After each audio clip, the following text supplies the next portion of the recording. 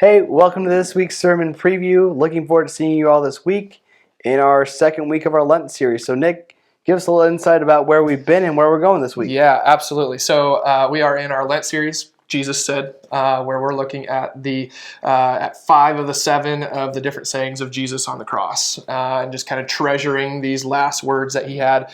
And this week we are going to be looking at Luke chapter 23. It's actually kind of a continuation of the passage we were looking at this past Sunday. So it's our second week. We're going to be looking at Luke chapter 23, verses 39 through 43.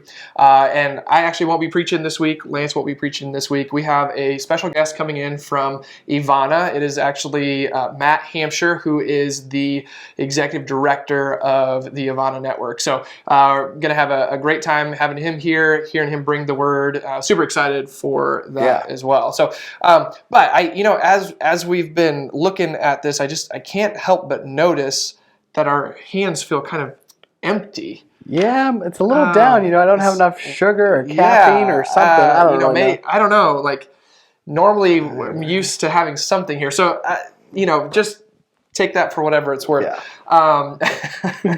Anyway, okay. So we certainly are not here to make any assumptions on what Matt is going to speak about in this passage. He was not able to join us for this, so we're coming to you just giving you some of our thoughts on this passage, and hopefully really the purpose is for you to dig into it yourself beforehand to really prepare for what Matt is going to have for us. So Lance, we're looking at this idea of Jesus is on the cross, and in this passage it highlights specifically the 2 criminals that were on the cross with him. Do you remember, having looked at the passage, do you remember what is the first criminal's tone with Jesus? It's kind of similar to what the crowd is, like kind of negative, like you should be able to do whatever you want to.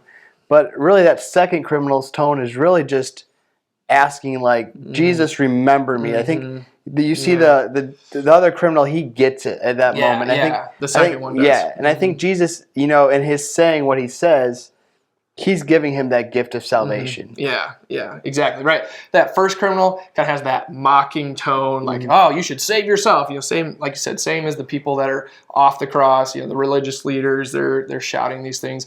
But then the second one, man, his response is like a 180, totally different from that. And he actually kind of rebukes the first one. It's like, what are you doing? Like, don't you know who you're talking to? Which is kind of cool to see because both criminals really are in the same situation.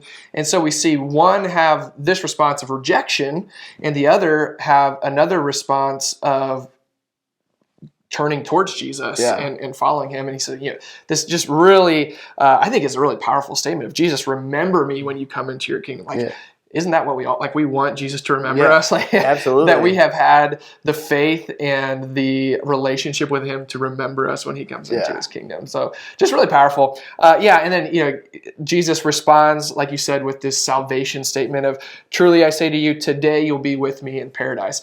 And actually, as I was just doing some real quick research on this, and hopefully I don't steal any of Matt's thunder by mentioning this, but as you look at the word paradise, it's actually has a very similar, if not really close to the same meaning as the word used for the Garden of Eden.